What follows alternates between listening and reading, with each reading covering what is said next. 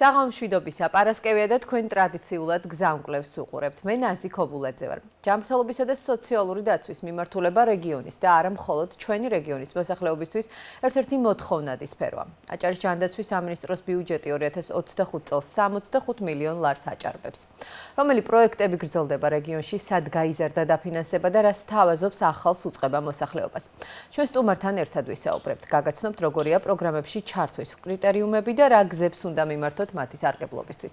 მარიამ ზანაქიძე აჭარის ჯანმრთელობისა და სოციალური დაცვის მინისტრის მოადგილეა, გზამკვლევის სტუმარი, მანამდე ვნახოთ რეპორტაჟი.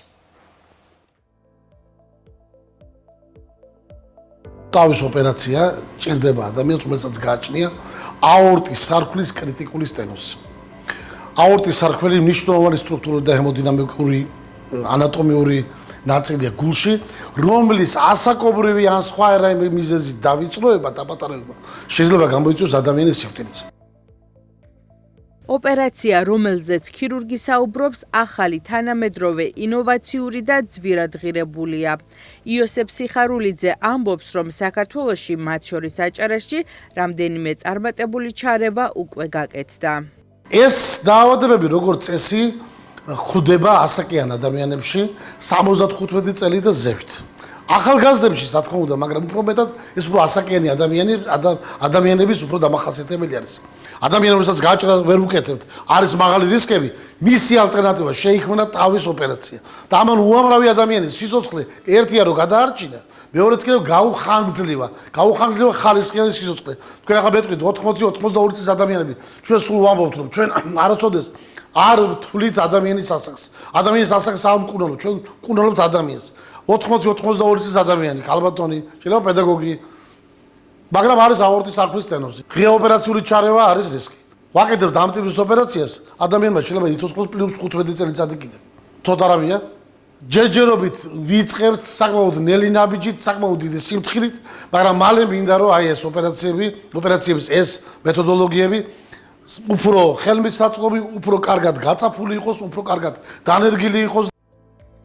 მიმდინარე წლიდან აჭარის ჯანდაცვის სამინისტრომ გულის ქირურგიის დამატებითი სამედიცინო მომსახურების პროგრამაში უკვე შეიტანა აღნიშნული ოპერაციული ჩარევის თანადაფინანსება. როგორც უწყებაში განმარტავენ, მაღალი რისკ ფაქტორის მქონე გულის მძიმე დაავადების პაციენტებისთვის ძვირადღირებული სარქლის ტრანსკათეტერული იმპლანტაციის დაფინანსება 40,000 ლარი იქნება. პროგრამით 10 პაციენტი ისარგებლებს. სამინისტრომ უკვე დაიწყო ღეროვანი უჯრედების ტრანსპლანტაციის დაფინანსების პროგრამაც. ჩვენთან ამ ბოლო პერიოდში ძალიან გაიზარდა მოსახლეობის მომართვიანობა. 24 წელს, 2024 წელს გავეცით 30,000-ზე მეტი ვაუჩერი. შესაბამისად 25 წელს გაიზარდა ბიუჯეტი. ჩვენი ბიუჯეტი, ჯანმრთელობის დაცვის პროგრამების ბიუჯეტი გახდა 33 მილიონი. დავგეგმეთ ისეთი სამედიცინო მომსახურებების დაფინანსება, ძვირადღირებული, ინოვაციური, რომელიც ძვირადღირებულია, რომელსაც სახელმწიფო სხვა პროგრამები არ აფინანსებს, პაციენტებისათვის ხელმიუწვდომელი რჩება და აუცილებელი არის მათი სიცოცხლის შესანარჩუნებლად. ერთ-ერთი ასეთი ეს არის კარდიოქირურგიაში. პროგრამა ძირითადად გათვლილია უმძიმეს პაციენტებზე, რომლებიც ოპერაციას არ ექვემდებარებიან და რომელთა სიცოცხლის შესანარჩუნებლად საჭირო არის ეგრეთ წოდებული ტავის იმპლანტაცია. მისი ღირებულება შეადგენს დაახლოებით 68,000 ლარს. ჩვენ ვაფინანსებთ შეზღუდული რაოდენობით პაციენტებს ვფინანსებთ და ვფინანსებთ დაახლოებით 40,000 ლარის ფარგლებში. რაც შეეხება შემდეგ სიახლეს, რასაც ვგეგმავთ, ეს არის არაონკოჰემატოლოგიური პაციენტებისათვის ღეროვანი უჯრედების გადანერგას.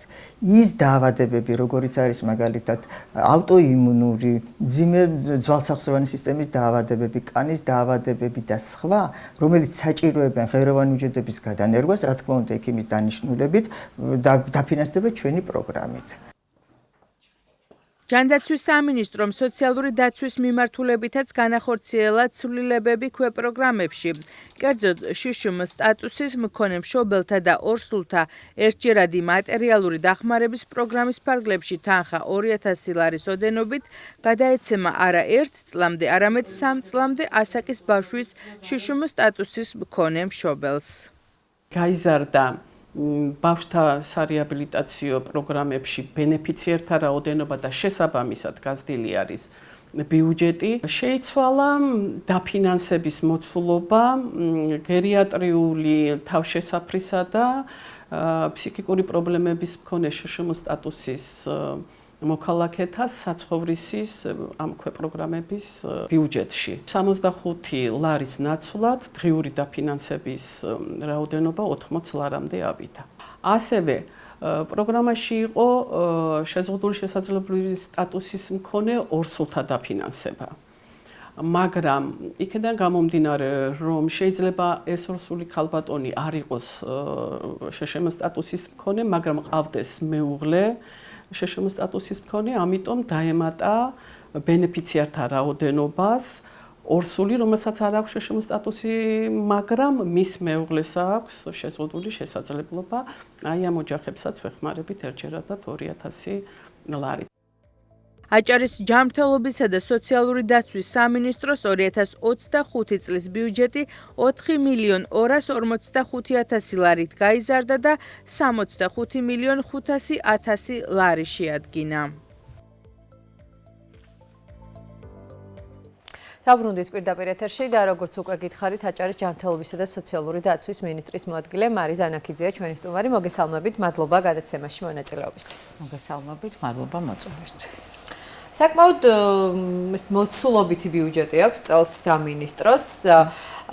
გითხარით, ძირითადად რა მიმართულებით განაწილდა 65 მილიონი ნახევარი ლარი და შემდეგ უკვე ცხადია სიახლეებზე ვისაუბრებთ უფრო დაწვრილებით. დიახ, როგორც უკვე აღნიშნეთ, მიმდინარე წელს დაახლოებით 7%-ით გაიზარდა ბიუჯეტი, ვიდრე გასულ წელს იყო და 65.500.000 ლარია. ეს არის როგორც ჯანდაცვის სამინისტროს ბიუჯეტი, ამაში შედის ასევე ჯანდაცვის სამინისტროს დაქვემდებარებაში არსებული ორი სიპი, ეს არის საზოგადოებრივი ჯანდაცვის ცენტრი და დასაქმების სააგენტო. ძირითადი თანხა მაინც მიმართულია ჯანდაცვის მიმართულებით და 30 მილიონზე მეტი ლარი იხარჯება ამ მიმართულებით. მოგეხსენებათ, ბიუჯეტის ცვლილება, გაზრდა და სიახლეები ყოველთვის ინერგება მოსახლეობის მომართვიანობის გათვალისწინებით, ასევე ჯანდაცვის სამინისტრო ყოველწლიურად ახორციელებს შეხვედრებს სამედიცინო დაწესებულებებთან და სამედიცინო დაწესებულებებში არსებული სხვადასხვა გამოწვევების გათვალისწინებით იგეგმება სამომავლო პროგრამები, იხვეწება, იზრდება დაფინანსება, იზრდება ბენეფიციარების, ფართოვდება ბენეფიციარების რაოდენობა. მიმდინარე წელს ჯანდაცვის მიმართულებით საკმაოდ გაფართოვდა პროგრამები და სიახლეები დაინერგა. უკვე აღნიშნული იყო, რომ დავიწყეთ კარდიოქირურგიული მიმართულებით ერთ-ერთი რთული პროცედური სამედიცინო ჩარევის დაფინანსება. ეს არის ეგრეთ წოდებული ტავი, ტრანსკათეტერული აორტის სარქლის იმპლანტაცია.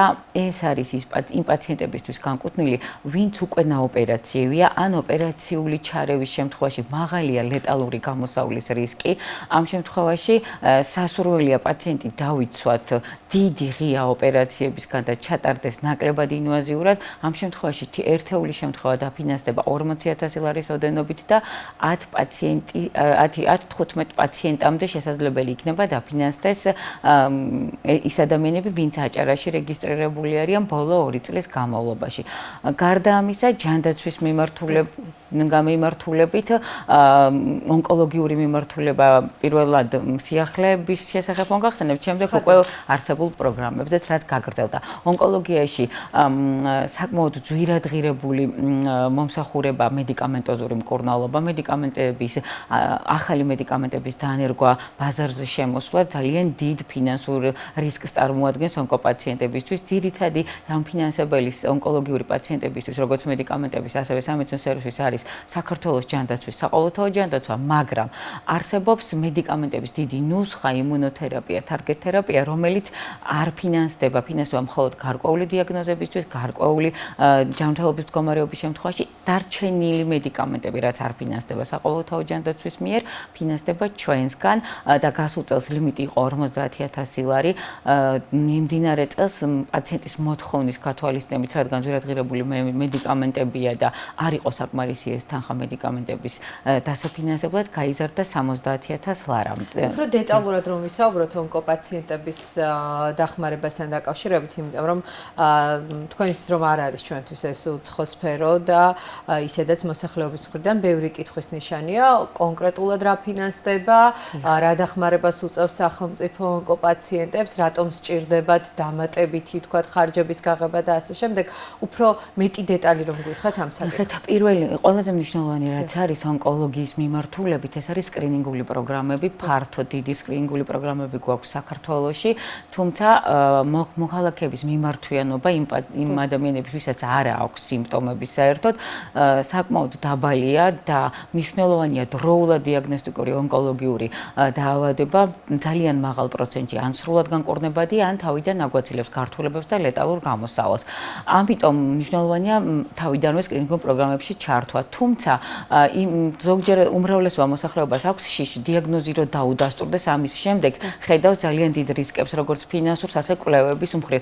თუმცა მინდა აღვნიშნო, რომ საქართველოში არსებობს უკვე ის მაღალტექნოლოგიური კვლევები, რაც სრულად შესაძლებლობას გვაძლევს დავადასტუროთ დიაგნოზი, როგორც ოპერაციული ჩარეულობის მხრივ, ასევე მედიკამენტოზური მკურნალობის მხრივ. დაფინანსებას რაც შეეხება, როგორც უკვე აღვნიშნეთ, ოპერაციული მკურნალობა, მედიკამენტების, ქიმიოთერაპიის ძირითადი ნაწილი ფინანსდება საქართველოს ჯანდაცვის მიერ ულიმიტოდ, მედიკამენტები, რასაც ფარავს საყოველთაო ჯანდაცვა, რაც შეეხება ოპერაციულ მკურნალობას, აჭარაში რეგისტრირებული მოსახლეობისთვის დარჩენილი თანაგადახდა იფარება აჭარის ჯანდაცვის სამინისტროს მიერ, ფაქტიურად ოპერაციული ჩარევა სტაციონარული მკურნალობა არის უფასო მოსახლეობისთვის. გარდა ამისა არის მაღალტექნოლოგიური კვლევები, რაც საკმაოდ ძვირადღირებულია, ერთ-ერთი მნიშვნელოვანი, რაც უკვე 3 წელია ვაფინანსებთ ჩვენ, ეს არის პოზიტრონ ემისიური კომპიუტერული ტომოგრაფია, ეს არის ოქროს სტანდარტი ონკოლოგიაში, რისი საშუალებითაც პაციენტს ეძლევა საშუალება გამოვიკულიოთ ძირითადი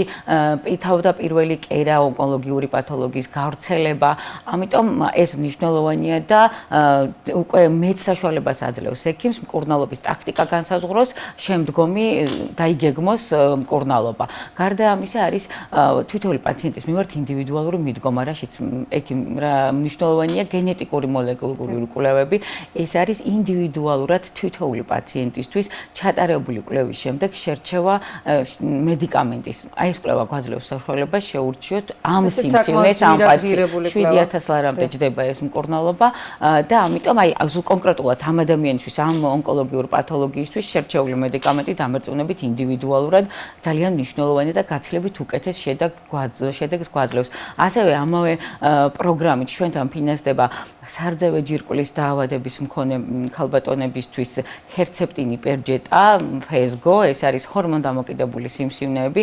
ამიტომ ამ შემთხვევაში გაიდლაინების შესაბამისად პირველი ეტაპისთვის ჩვენ დავიწყეთ გარკვეული კურსების დაფინანსება, მაგრამ ნებისმიერი სამედიცინო სერვისის მიწოდება ჩვენთან მორგებულია საერთაშორისო გაიდლაინებს, ამიტომ საჭიროების შესაბამისად უფინანსდება მოსახლეობას იმ კურსების რაოდენობა, რაც დაინიშნება ან რაც გათვალისწინებულია საერთაშორისო გაიდლაინებით. ასევე მინდა აღვნიშნო, ყველა მაღალტექნოლოგიური კვლევა, რაც საჭიროა ონკოლოგიური დიაგნოზის დიაგნოსტირებისთვის, ეს იქნება მაგნიტორეზონანსული ტომოგრაფია, კომპიუტერული ტომოგრაფია, ბიოპსია, მორფოლოგიით, იმუნოჰისტოქიმია, ეს ყველა კვლევა უფინანსდება აჭარის მოსახლეობას და უფინანსდება 100%. აქ არის ისიც გასათვალისწინებელი, რომ ჩვენ უკვე გასულ წელს დავიწყეთ 40,000 ლარზე მეტი შემოსავლის მქონე მოქალაქეებისთვის ონკოლოგიური პათოლოგიების შემთხვევაში მათთვის საჭირო სამედიცინო სერვისის დაფინანსება.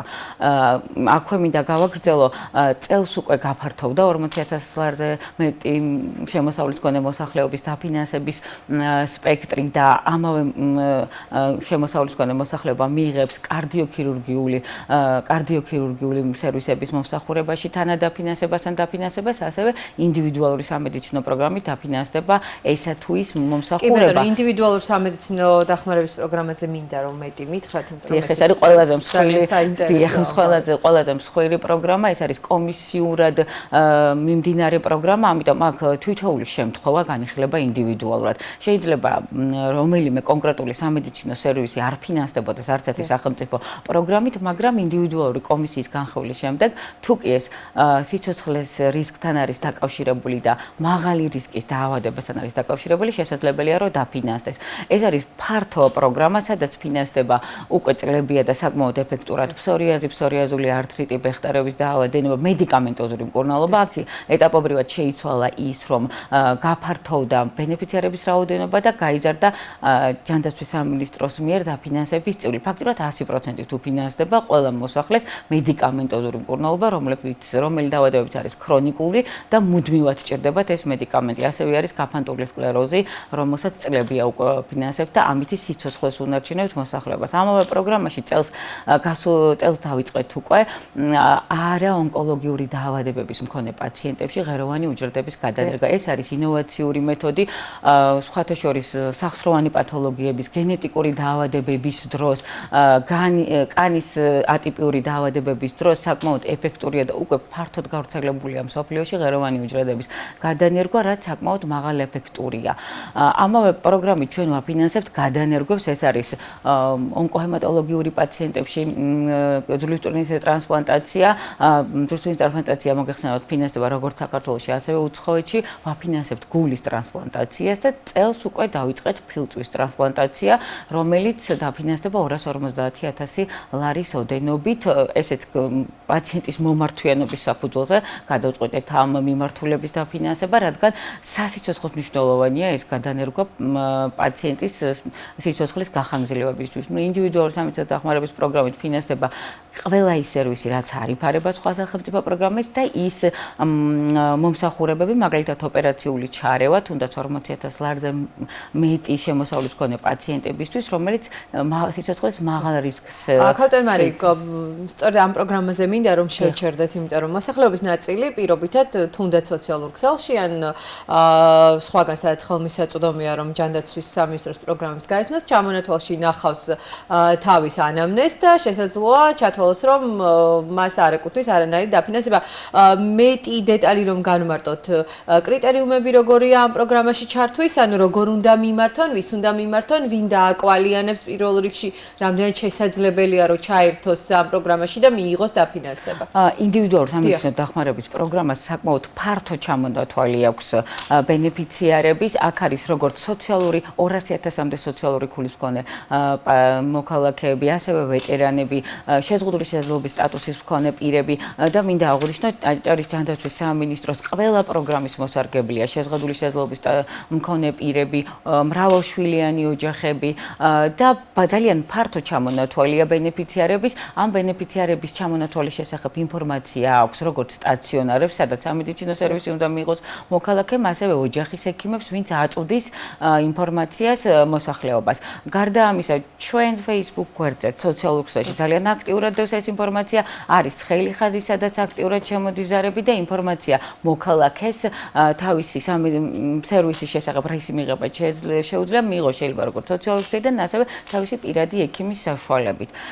რაც შეეხება 40,000 ლარზე ზემოთ მოსახლეობას, აქ მაინც უპირატესია, რომ ამ კატეგორიის მოსახლეობას უნდა ქონდეს კერძო დაზღვევა, ანუ კორპორაციული დაზღვევა და აქაც არის გათვალისწინებული ის თუ ადამიანს აქვს კორპორაციული დაზღვევა და ამოეწურა ლიმიტი და არის 40,000 ლარზე მეტი შემოსავალი, გასულ წელს ამის საშუალება არ ქონდა, წელს უკვე ესეც გაფართოვდა 40,000 ლარზე მეტი შემოსავალი, შეგვიძლია დავაფინანსოთ 3,000 ლარზე მეტი ღირებულების სამედიცინო სერვისი 70%-ის ოდენობით. ინდივიდუალურ და სამედიცინო დახმარების პროგრამაში იცით რომ გვაქვს ჩვენ ალკოჰოლის მიღებით გამოწვეული ფსიქოლოგიური პრობლემების მქონე პაციენტების სტაციონარული მკურნალობა, ეს არის იდენტური პროგრამა საქართველოს ჯანდაცვის, ოღონდ ამ შემთხვევაში გეოგრაფიული ხელმისაწვდომობის გაზრდის მიზნით პროგრამა გადმოვიტანეთ აჭარაში, ქვეპროგრამად არის და პროგრამას არ ხორციელებს ის დაწესებულებები, რომელსაც შესაბამისი სამედიცინო ლიცენზია გააჩნია. კი ბატონო. პირველადი ჯანდაცვის მხარდაჭერასთან დაკავშირებით მინდა რომ ორიოდი სიტყვით შევეხოთ.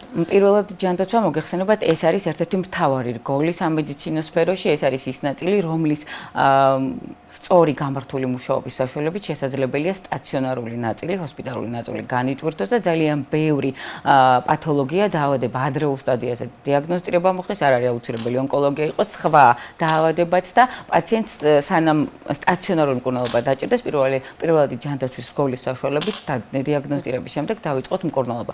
ამ შემთხვევაში ჩვენ გვქონდა ფინანსური დანამატი ოჯახის ექიმებისთვის, აჭარაში გვყავს 7 ძირითადი ოჯახის ექიმი და ასეთი მედდა და გასულ წელს გაიზარდა თანხა ფინანსური კუთხით ეს არის 400 ლარი და ყოველწლიურად იქნება მატება მიმდინარე წელს 10%-ით გაიზარდა ხელფასი დამეთანხმებით რომ ეს არ არის დიდი თანხა თუმცა ძირითადი ფინანსური ნაწილი მაინც იფარება სამედიცინო ჰოლდინგის მიერ საქართველოს სამედიცინო ჰოლდინგის მიერ გარდა ამისა ჩვენს მიერ გასულ წელს უფრო მეტი მხარდაჭერის მიზნით ოჯახის ექიმებს გადაეცათ შანგბადის კონცენტრატორები ეს ის დამხმარე საშუალება რომელიც ძირითადად სასიცოცხლო ჩვენებით ჭირდება მოსახლეობას ამიტომ აქვთ ოჯახის ექიმებს ეს ტექნიკური საშუალებები და საჭიროების შემთხვევაში გადაეცემა ოჯახს მოქალაქეს იმ პერიოდით რა საჭიროებაც ექნება შემდეგ კი უკან დაბრუნების გზით დაიბრუნებს ექიმი და შემდეგ პაციენტს გადასცემს მიმდინარე წელსაც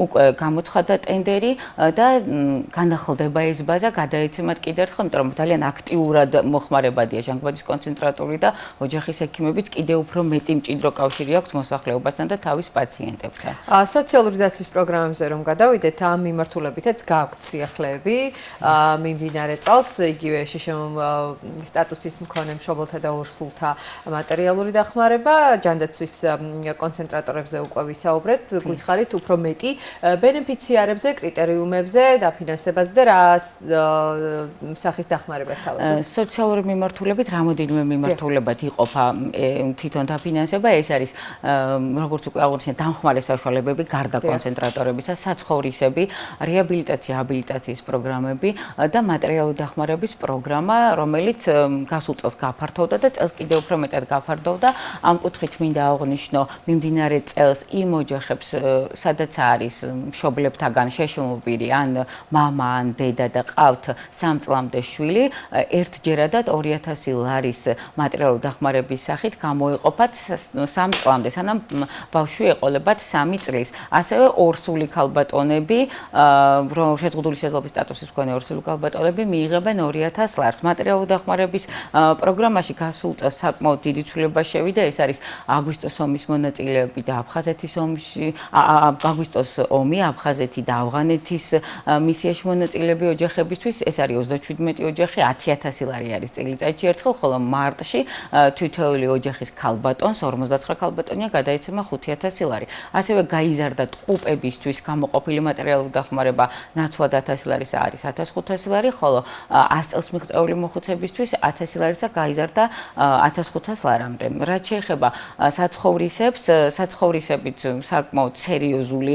პროგრამაა რადგან 96 დახმარების საჭიროების მქონე მოხუცებული შეზღუდული შესაძლებლობის სტატუსის მქონე ადამიანი ცხოვრობს საცხოვრისში ეს არის ის ადამიანები რომლებსაც აქვს შეზღუდული შესაძლებლობის სტატუსი ფსიქოლოგიური პრობლემების გამო ამ შემთხვევაში ეს ის პაციენტები რომლებიც აღარ საჭიროებენ სტაციონარულ მკურნალობას თუმცა მათი სახლში მოვლად შეუძლებელია და თანადგომა არ აქვთ ამიტომ ეს პაციენტები რჩებიან საცხოვრისებში სადაც არა მხოლოდ სამედიცინო სერვისი გაეწევა, იქ საკმაოდ აქტიურად დასაქმებულები არიან, საკუთარი თავის მოვლად შეუძლიათ და ბევრ აქტივობაში არიან ჩართული. საკმაოდ მოთხოვნადია საცხოვრისების პროგრამა, სამწუხაროდ, თუმცა კი მოთხოვნადია.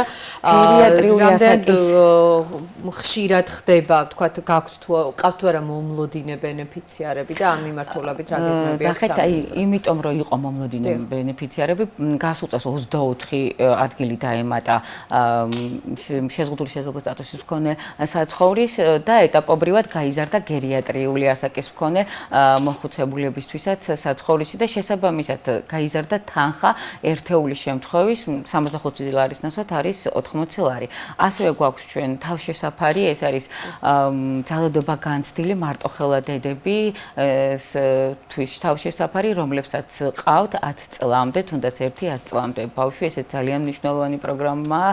დამარწმუნებით მსგავსი პრობლემების მქონე დედებს ნამდვილად ჭირდება მხარდაჭერა და ამ საცხოვრისის საშუალებით იქ დასაქმებულიც არის ძალიან ბევრი და მათთვის საკმაოდ სერიოზულ თავშესაფარს წარმოადგენს.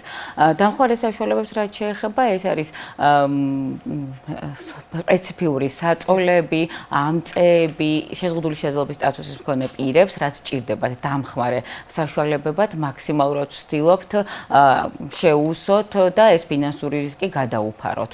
ასევე არის რეაბილიტაცია, აბილიტაციის ფართო პროგრამები, რომლებიც ყოველწლიურად იზრდება, ფართოვდება, როგორც დაფინანსების კუთხით, ასევე ბენეფიციარების რაოდენობის კუთხით.